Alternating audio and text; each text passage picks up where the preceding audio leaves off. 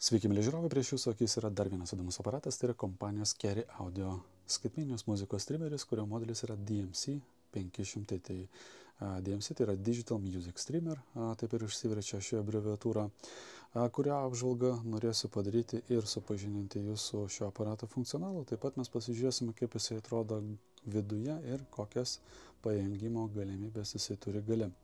Apie viską iš eilės. Turiu nuojautą, kad bus tokių žmonių, kurie pirmą kartą girdi šį brandą, tai trumpai apie Kerry Audio. Tai Kerry Audio buvo įkurta Amerikoje dviejų bičiulių, kurie specializavosi būtent lempinės audio technikos gamybą ir savo asortimente kurį laiką, būtent pradėjus kompanijos egzistavimui, siūlė tik tai lempinius audio stiprintuvus, vėliau nusprendė plėsti savo turimą produktų portfolio ir pasiūlyti kitokios audio technikos, tame tarpe ir skaitmeninį muzikos streamerį, kaip šis DMS 500 modelis, kuris buvo pristatytas 2016 metais ir tuo metu jisai kainavo apie $5,000. Gana brangus žaisliukas, galima būtų tai pavadinti. Nepaisant to, aparatas rodė pakankamai įspūdingas charakteristikas, tai turint omenyje techninės galimybės ir, žinoma, populiariausių formatų palaikymą.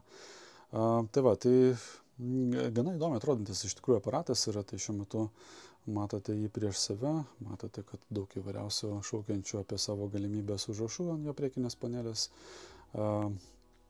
Pats aparatas yra surinktas gana gerai, tai yra mes matome čia visas metalo konstrukcijas, tai priekinė dalis pas mus yra aliuminio naudota, viršutinė dalis pas mus dangtis ir pats šasi yra pagaminta iš plieno ir gana storo. Vien dangtis sveria tikrai nemažai, kaip matote, esu jau atsukęs varžtelis, netrukus ketinu nuimti jį ir parodyti jo viduje esančius komponentus, bet prieš tai mes dar apžiūrėsime jo funkcionalą, tai yra kokias jisai turi pajungimo galimybės ir valdymo taip pat. Priekinės panelės streamerio kampe mes matome du greito pajungimo lizdus, tai vienas iš jų yra SD kortelei skirtas, o kitas yra USB, tai mes matom pagal spalvą, kad tai yra USB 2.0 standartas, kuris šią dieną yra gana jau pasenęs. Infraraudonųjų spindulių langelis, kuris leidžia valdyti šį aparatą naudojant štai tokį pultelį nuotolinį valdymą, kuris turi vėlgi greitas pajungimo funkcijas, tai yra mes galime greitai persijungti tarp šaltinių, tikrai gana funkcionalus pultelis, kuris tame tarpe turi dar ir skaičių bei raidžių suvedimo galimybės, nes aparatas pats neturi sensorinio valdymo, jisai tik atvaizduoja informaciją, tačiau visus veiksmus, norint atlikti su juo, tai yra suvesti Wi-Fi'os passwordą arba įrašyti kažkokį pavadinimą, gali būti atliekama dviem būdais. Tai yra senoviniu būdu, tai yra naudojant patį pultelį, kaip su mygtukiniu telefonu kažkada tai suvedinėti raidelės, arba tai galima padaryti naudojant appsą Kerry Audio. Tai junkime dabar aparatą patį. Ir kol jisai kraunasi, pasidalinsiu keletą savo tokių pastebėjimų. Grinai čia yra tik tai mano asmeninė nuomonė, tai yra subjektyvi nuomonė. Kas man šiame aparate patinka ir kas man nepatinka. Šiaip patinka man jo klasikinis dizainas, tai yra aparatas tikrai ir jaučiasi solidus ir pagamintas, tikrai matosi, kad kokybiškai ir dangtis ir viskas. Dalykas, kuris man nepatinka, tai yra priekinės panelės, visi tai reikiantys užrašai apie palaikomus formatus, apie tai, kokius, sakykime taip, kokias jisai turi galimybės ir panašiai. Man asmeniškai tos informacijos užtenka gale, tai aš nenorėčiau matyti to priekinę, nes labai kažkaip man neestetiškai visą tai atrodo ir norėtųsi čia tiesiog to clean look, kad būtų užtekti tiesiog kompanijos logotipo pačio pavadinimu, kuris tiesą sakant atrodo gana dailiai ir daugiau nieko, net modelio pavadinimas galėtų būti perneštas tiesiog į galą ir viskas čia šitoje vietoje būtų nuostabu. Taip pat ir su greito pajungimo lizdais, nežinau. Kai kuriems galbūt tai yra būtinas dalykas, praktiškas dalykas, man asmeniškai tai yra gadinantis aparato fasadinę dalį arba ten išvaizdos elementai, kurie nėra būtini, tiesą sakant, ir man asmeniškai, man tiesiog jie nelabai atrodo čia laiku ir vietoje, kaip sakant. Tai pats jungimo mygtukas matosi, kad turi dar ir tokio mėlynos spalvos apšvietimą, gana dailiai žiūrisi ir dalykas, dar vienas, kuris man nepatinka šiame aparate, tai vėlgi aš dalinuosi savo, sakykime taip,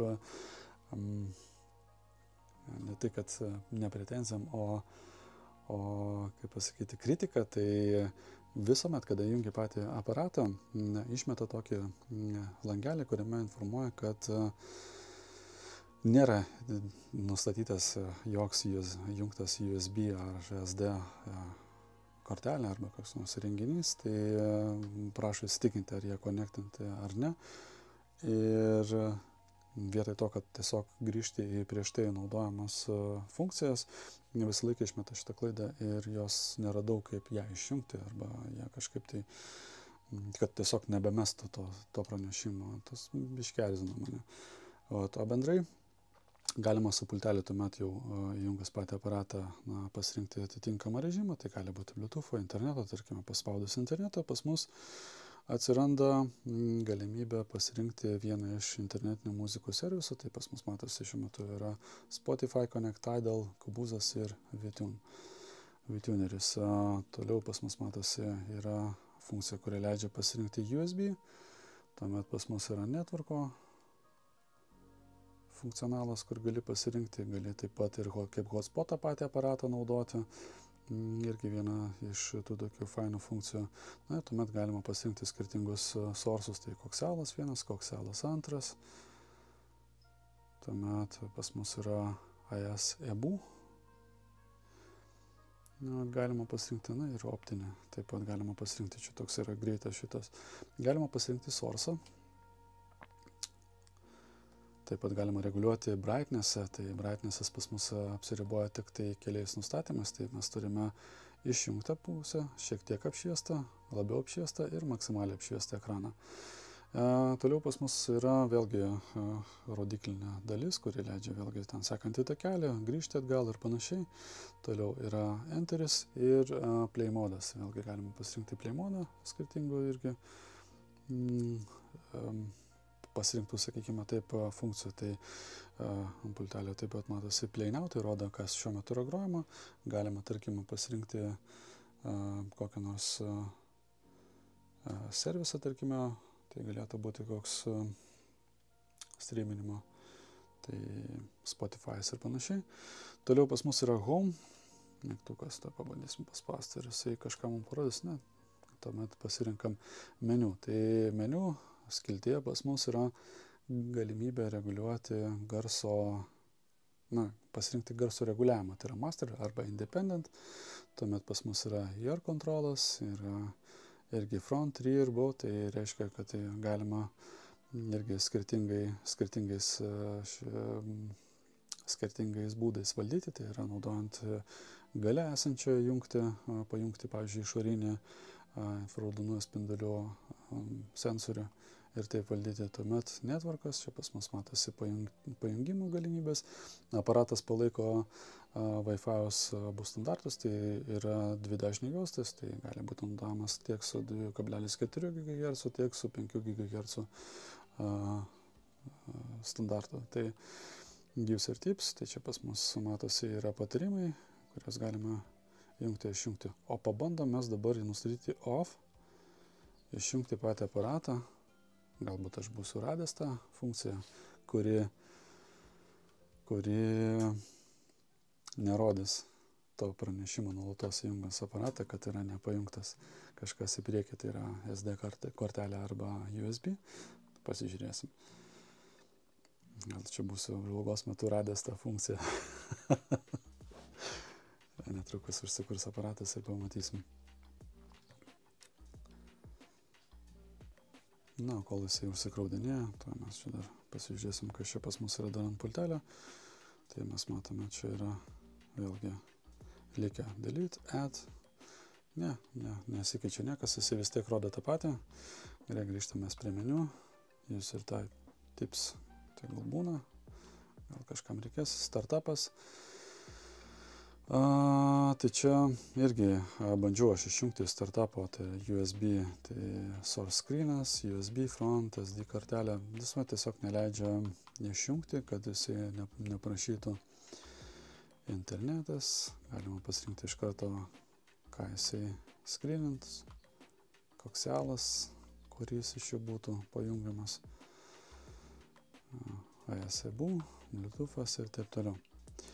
Toliau firmware'as, čia galime updatinti, aparatas taip pat nesenai buvo gavęs programinės įrangos atnaujinimą.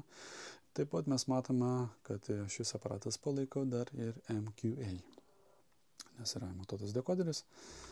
Tai vat, fainas yra dalykas ir vienas irgi smagus momentas, kad šis aparatas yra RUN ready, tai yra gali būti naudojamas su RUN servisais, labai fainas yra momentas. Sliptavimas galima nustatyti, kažkaip dar PC share'as, vėlgi gali per tinklą dalintis failais, resetas ir exit. Tai va toks va yra momentas. Na ir mes grįžtam prie jau pažįstamo vaizdo be pranešimo, jog nėra nieko detektuota įjungus į priekinę panelę, tai yra būtent greitųjų pajungimo dalį.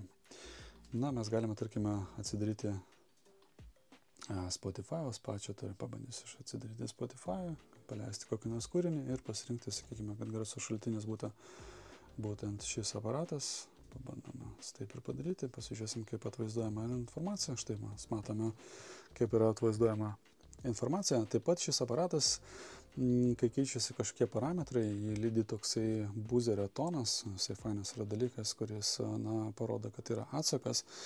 Dar vienas dalykas, kuris man irgi čia toks nebaisiai patinkantis yra, tai labai faina. Ekranas yra nuostabiai ryškus, jis yra detalus, jis turi labai gerą rezoliuciją, rodo tikrai puikiai, bet jeigu aš noriu, tarkime, matyti tik tai viršelį ir tik tai dienos pavadinimą, dėja, bet šitos funkcijos nėra, tai jis rodo patį viršelį, rodo taip pat takelio pačio progresą, žinoma, pavadinimo takelio albumo, apačioje taip pat matosi informacija, kuri, ne visiems yra naudinga, reikalinga ir, turi būti atvaizduojama, kai kam tai tiesiog yra, kaip pasakyti, ne tai, kad nepageidavimas, bet tiesiog nebūtinas yra dalykas, bet jis čia yra ir jo niekur nepaslėpsi. Tai žodžiu, tokia vat yra situacija. Bandžiau įvairiais būdais ieškoti, kaip ar būtų galimybė išnešti tiesiog albumą ir dainos pavadinimą, arba bent jau progresą paslėpus kitą informaciją, dėja tokios galimybės nėra. Šiaip aparatas yra įdomus ir garso prasme aš tikrai esu ne tai, kad maloniai nustebintas, bet aš žinau, kad jisai gali. Kalbant apie informaciją, kuri ne visiems gali būti įdomi, tai mes matome čia apačioje esantį input rate ir upsamplingą, tai mums parodo būtent koks yra sampling frequency arba taip vadinamas diskretizacijos dažnis ir toliau mes matome kokio lygio atliekamas yra upscalinimas. Šiaip fainas yra dalykas, nes aparatas turi galimybę atlikti upscalingą, tai mes galime klausytis kūrinio taip, kaip jis yra, tai yra be jokio papildomo kažkokio upscalinimo, arba galima pasirinkti net skirtingus upscalinimo lygius. Tai pabandysiu aš surasti, ar pas mus, tai mes spaudžiant source mygtuką, pas mus matosi, kad upscalinimas gali būti daromas keliais būdais. Tai ką mes matome? Tai mes matome, čia yra šiuo metu input rate'as yra 44,1 kHz ir 16 bitų. Tai paliktas yra kaip yra, tai mes matome, kad upscalingas joks nėra daromas, tai mes turime 44,1 kHz sampling dažnį. Tai galime padidinti iki 48, taip pat didinasi ir bitų skaičius 88 kHz, 96 kHz, 176, 192, 352, 705. Toliau mes jau einam į kitą lygį, tai mums jau DSD 64 bito, taip pat DSD 128, DSD 256 ir bypass, kaip ir prieš tai rodys tą, ką jisai gauna, tai nebus atliekamas joks papildomas upscalinimas. Tai taip pat rodo šio aparato atvaizduojama informacija ir funkcijos. Iš principo gaila, kad jame nėra touchscreeno, yra viskas valdoma tik tai aplikacija arba nuotolinio valdymo pultelio. Taip pat gerai, kad gali valdyti šį aparatą naudojant programėlės. Programėlių dizainas, irgi skonio reikalas, aš asmeniškai esu matęs kur kas dailesnių ir tikrai, kaip pasakyti, intuityviau, ta prasme, labiau user-friendly aplikacija, kurios ir dailesnis yra. Čia toksai yra, matosi, kaip skinas, kurio nieko irgi nelabai pakeisi. Gali, tiesą sakant, gali sidabrinį, man atrodo, pasirinkti skiną arba juodą. Tai viskas, ką tu gali padaryti būtent su šito, bet ant dizainą keisti, tarkim, čia gali valdyti displėjus, parametrus galima jungti, išjungti apšvietimą. Taip pat išnešti yra greitieji mygtukai source valdymui, kur kaip ir rodžiau prieš tai, upscalinimo nustatymai, galima pasirinkti DAC irgi, optinį kokį nori. Ir streamo servisus galima irgi taip pat pasirinkti čia greitajam tokiam langelį. Taip pat, aišku, yra nustatymų, didesnis spektras pačioje aplikacijoje, tai netvarko pajungimo, kitų visų dalykų. Išjungti galima patį aparatą irgi naudojant pačią aplikaciją, tai mes matome paspaudus power off aparatas išsijungia, žinoma, rodo, kad jisai tai daro, labai naudinga ir aktuali informacija, kuri rodo, kad duris yra duris. Tai ir panašiai, tai kaip mano amžinatelis dėstytojas sakė, kam rašyti ant durų, kad tai yra duris, tai ir taip yra aišku. Grįžtant prie pačio aparato, tai vėlgi mes galime jungti naudojant aplikaciją. Taip pat pas mus matosi yra tipsai, kurie rodo funkcionalą. Dar vienas yra dalykas, kurį mes galime prajungsiu aš. Reikės laukti, kol jisai pasikurs. Tai garso valdymas yra apačioje, kas irgi iš vienos pusės yra labai faina, kadangi jisai nemaišo ir netyčia nepadidinsi to paties garso iki maksimumo, sakykime taip. Taip atvaizduojamas yra pranešimas apie tai, kad nėra vėlgi pasirinkti jokio source, štai taip atrodo apačioje valdymas pačio garso. Toks. Kaip ir viskas čia šitoje dalyje. Man atrodo, kad mes spėjome per viską prabėgti ir susipažinti su jo valdymo galimybėmis. Tai atėjo laikas turbūt nuimti viršutinį dangtį, kadangi viskas yra paruošta, varžteliai yra atsukti, netrukus nuimsiu dangtį ir susipažinsime su jo viduje esančiais komponentais. Nuėmus viršutinį dangtį mes matome gana tvarkingą aparato išdėstymo schemą, tai turime čia 3 skiltis, iš kurių viena pusė yra maitinimo dalis, kitoje pusėje pas mus yra valdymas ir connectivity dalis, tai yra Bluetooth, Wi-Fi moduliai, o trečioje skiltyje pas mus jau yra audio plokštė, kurioje yra ir skaitmeninio loginiai keitikliai ir taip pat dalis maitinimo šaltinio surinkta yra. Pats dangtis yra pakankamai storas, tai mes čia turime 2,5 mm storio plieno lakštą. Gana sunkus yra dangtis pats. Maitinimo dalis mes matome taip pat turi papildomą filtrą. Pats transformatorius yra būtent tokio form faktorius, čia Carry Audio Design. Firminis transformatorius, toliau pas mus yra standartinė schema būtent maitinimo dalies, tai mes matome skaitmeniniai daliai aparato yra skirtas maitinimas pakankamai žemo įtampos lygio, tai plus minus 5 voltai eina, tai jau audio daliai, jau šiek tiek aukštesnės įtampos reikia, tai pas mus matome čia yra net keliams maitinimo petims yra skirtas maitinimas po plus minus 22 voltus ir po to jisai dar papildomai čia yra filtruojamas ir reguliuojamas ir taip pat stabilizuojamas, kad paduoti į sekančius komponentus. Tai audio dalyje mes matome naudojami komponentai tikrai geros kokybės, tai maitinimo filtruojantis Elnas yra skirti audio aplikacijom, čia matosi yra didelės talpos, tai pasižiūrėsiu, po kiek čia yra mikrofarado, po 10 000 mikrofaradų yra. Toliau maitinimo šaltinė yra daugybė kitų elektrolitinių kondensatorių, iš kurių praktiškai visi yra Matsushitos geros kokybės elektrolitiniai kondensatoriai. Taip pat mes matome visą krūvą Vimos raudonų plėvelinių kondensatorių aplinkui. Mes matome taip pat ir skaitmeninio loginio keitiklio mikroschemas, tai čia pas mus yra naudojamas AKM 4490 EQ, man atrodo, jeigu aš gerai matau, jau jau su regėjimo biški yra reikalų, kartais reikia akinių. Tai tokie mažyti užrašai yra, na ir žinoma, vėlgi su laiku prireikia ir padidinamųjų akinių, norint pamatyti tuos mažus užrašus.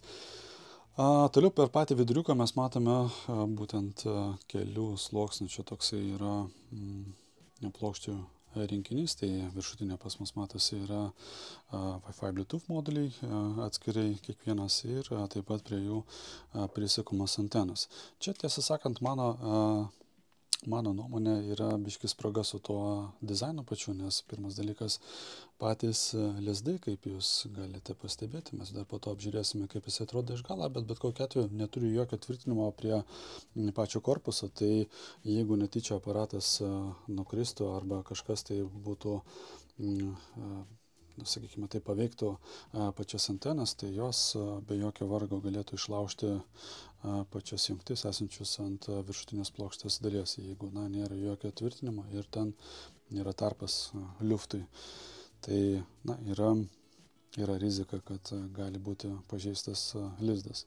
Toliau kitas yra momentas, vėlgi čia trūksta kažkokių tai šarvų, tai šitoje vietoje būtų visai ne pro šalį apsaugoti pačius modulius, naudojant tos papildomų šarvą, sakykime taip, ekranavimo, nes lyg ir vieta yra, matosi, kad lydvietės yra paliktos tam, kad galima būtų šarvą ekranuojant prilituoti, bet jis čia nėra panaudotas. Tai toks biškiai yra nedadarytas iki galo momentas, būtent su viršutinė plokštė. Apatinė plokštė pas mus, kas ten pas mus yra, ten pas mus berods yra skaitmeniniai išėjimai. Skaitmeninių įėjimų plokštė, tai jo. Ir po to jau yra pati motininė plokštė ant pačios, kur pas mus yra procesoriai, čia matosi ARM yra naudojami, po to toksai juokingas mažiukas taktinis rezonatorius, kur matosi, kad jam yra palikta šiaip jau didesnė vieta, bet toks mažiukas yra naudojamas.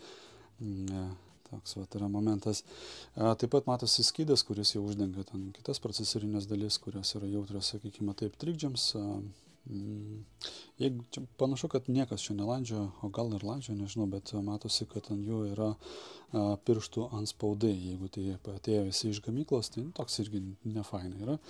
Jeigu kažkas tai landžio, kažkas kažką darė, tada suprantu. Toliau šiaip nėra prie ko prisikabinti, aparatas yra pakankamai švarus, viskas čia su juo yra gerai, galima tiesiog su mikroploštu praeiti ir nurinkti kai kur nusėdusias dulkes, bet šiaip aplamai viskas yra fainai. Dizaino klausimų, čia viskas kaip yra neblogai, išskyrus tą momentą susijusi būtent su connectivity plokštė, ten su lizdais pačiais antenų pajungimo. Taip pat ir pačios antenos, jos man tokios nėra pačios dailiausios, nes kai kurios matosi, kad yra praktiškai iš policininkų racijos nuimtos ir panašiai. Tai toks yra momentas. Tiesa, dar čia matome vienas iš modulių, kuris yra skirtas SD kortelės slotui ir USB. Jisai po to keliauja jau į motininę plokštę. Ir informacijos atvaizdavimą matosi irgi plokštė, kur yra pritvirtintas ekranas, kuris jau atvaizduoja likusią informaciją. Daugiau čia iš principo kaip ir nieko nėra. Tai štai taip atrodo jo vidus. Parodžius šios trimerio nuotolinio valdymo pultelį, pamiršau paminėti, kad jisai yra sudarytas iš kelių medžiagų, tai viršutinė dalis pas mus yra aliuminio plokštė, toliau mygtukai patys yra tokios kaip tarsi praguminto plastiko, turintis gana fainą taktilinį atsaką, bet apatinė dalis matosi, kad yra iš tokio pigaus plastiko surinkta, tai kuris braižosi ir atrodo po kurio laiko nelabai kaip. Čia vietoje gamintas matosi ryškiai yra pataupęs, tai galėtų būti pilnai aliumininis, tai tuomet tikrai neturėčiau prie ko prisikabinti. Atidėsiu pultelį iš šono ir galima bus susipažinti jau su Carry Audio DMS 500 galinė dalimi, kuri pas mus matosi yra daug įvairiausių pajungimo terminalų ir apie kiekvieną iš eilės. Tai kairėje pusėje pas mus matosi analoginis išėjimas, kuris dalinasi tiek į XLR, tiek ir RCA tipo lizdus. Lizdai yra kokybiški, matosi paauksuoti, taip pat yra išnešti į paviršių. Ta gana tokia leidžiantis, sakykime taip, patogiai pajungti laidus. Tuomet kitoje pusėje pas mus matosi dalinasi į 3 dalis. Tai pas mus viršutinė dalis yra antenų pajungimo dalis, apie kurią aš esu jau minėjęs ir rodęs. Tai antenos išsisuka, galima pasižiūrėti, čia pas mus yra Wi-Fi 1. Ir tas dalykas, apie kurį aš sakiau, kuris man nelabai patinka, tai galima šiek tiek atidžiau pasižiūrėti. Matote, koks yra tarpas tarp jungties pačios ir korpuso, na ir jinai ją pajudinus, ten galima išklibinti pačią jungtį ir po to apgadinti patį konektorių. Matosi, kad jokios fiksacijos tvirtos neturi. Tiesa, dar vienos antenos netgi matosi, kad yra ir korpusas šiek tiek įtrūkęs.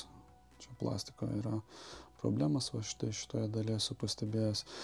Tai va, tai kitoje pusėje pas mus yra Wi-Fi 2, na ir Bluetooth irgi pajungimo antena štai tokia, irgi atsisuksime pasižiūrėti. Lygiai tą patį situaciją. Antena yra gana masyvi, didelė.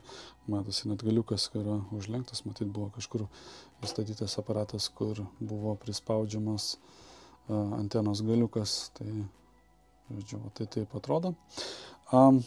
Apačioje pas mus yra skaitmeninio įėjimo dalis. Tai pas mus matosi yra optinis įėjimas, koksalinis pirmas, koksalinis antras, irgi kokybiškos yra jungtis. RC tipo, tuomet pas mus yra AS-BU, tai yra jau balansinis tipo XLR lizdas, šalia matosi yra jau sistemos kontroliai skirti lizdai, tai trigerių išėjimas, pajungti, tarkime, prie kokio stiprintuvo, kad jungus streameriai įsijungtų ir kita technika. Na ir infraraudonųjų spindulių vadinamam sensoriui skirtas lizdas, vėlgi išnešti jį kažkur kitur, kur būtų patogiau valdyti, naudojant nuotolinį valdymo pultelį.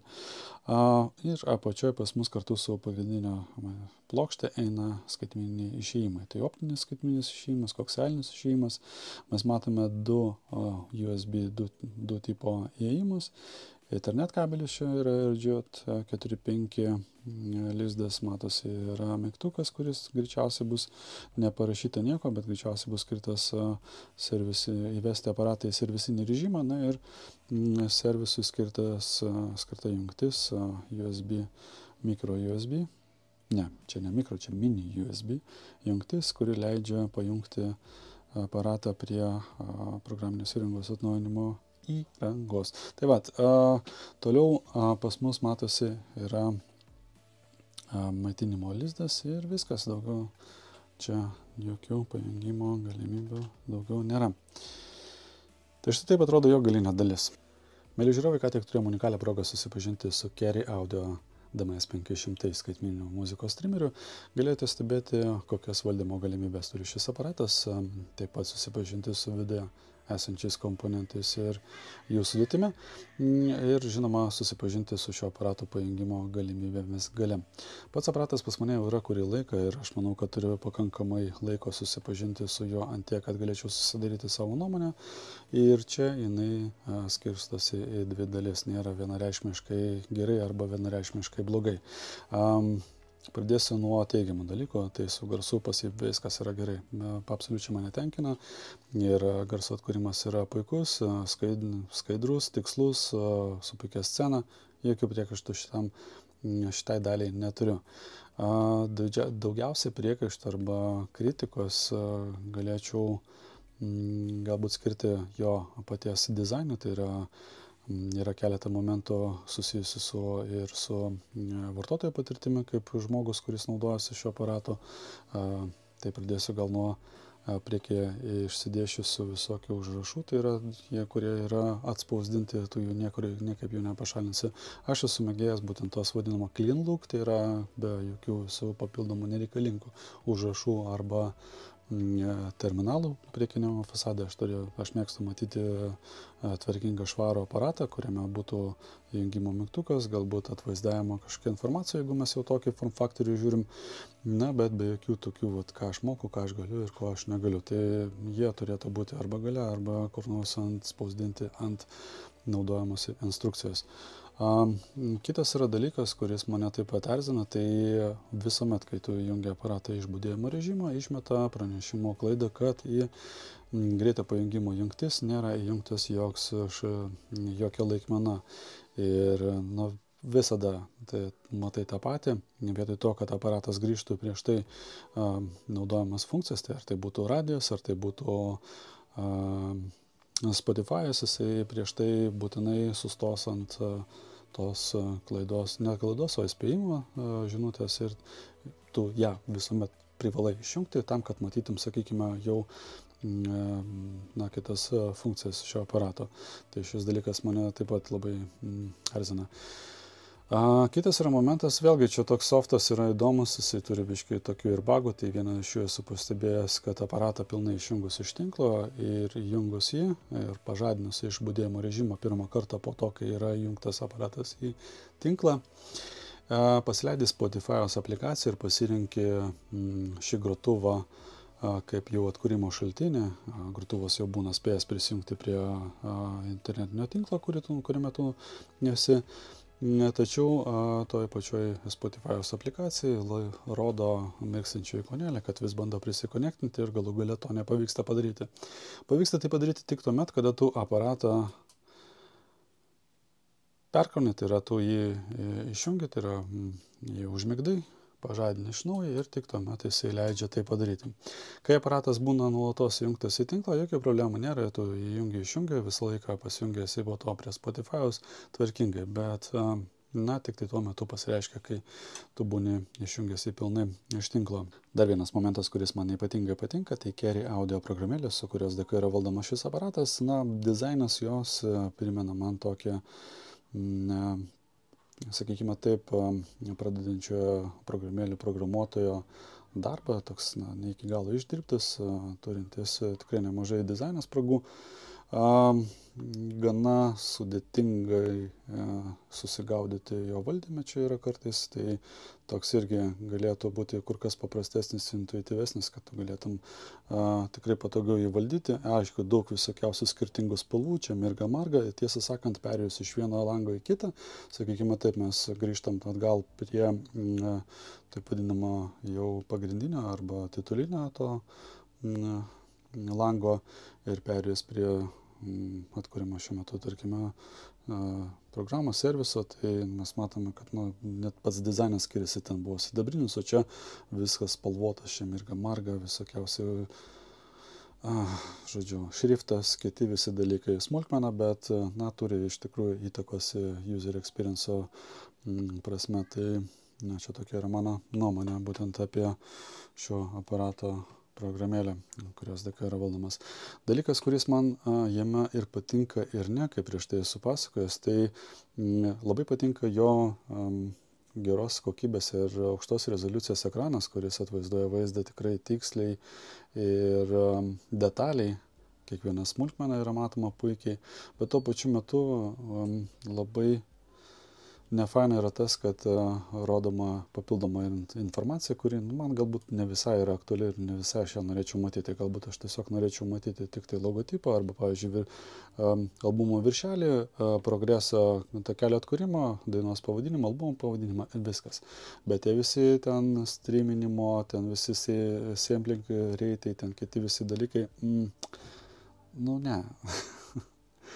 Aš jos norėčiau vien nustatėjai arba matytum, pavyzdžiui, kokią nors šonę pačioje programėlėje, bet aparato ekranėlėje šitam mažam, kuriam ir taip vos telpa viskas, mažiausiai norėčiau matyti tos papildomos informacijos, kuri visai yra nereikalinga. Jinai yra tik galbūt užmesti akį, kad taip ir taip yra, bet nuolatos atvaizduojama, šiaip savo man atrodo tas dizainas. Bendrai aparatas atrodo fainas, pagamintas jisai yra kokybiškai, tvarkingai, bet, kaip ir sakiau, turi savo dalykų, kurie mano asmeninė nuomonė, neįtin yra patrauklus. Kitiems galbūt jisai patinka ir tinka ir valio, viskas yra gerai. Garso kokybei, kaip ir sakiau prieš tai, jokio absoliučiai pretenzijų neturiu. Tikrai šauniai skambantis aparatas ir tas upscalinimas jo ten, kuris turi tokias biškai išplėstinės galimybės, taip pat ir patį aparatą galima naudoti kaip DAC, viskas yra ok, labai gerai. O user experience'as taip toks šiaip savo. Tai va, tai tiek šį kartą, ačiū, kad žiūrėjote, iki sekančių kartų, iki sekančių įdomus aparato apžvalgos arba serviso reportažo. Ate.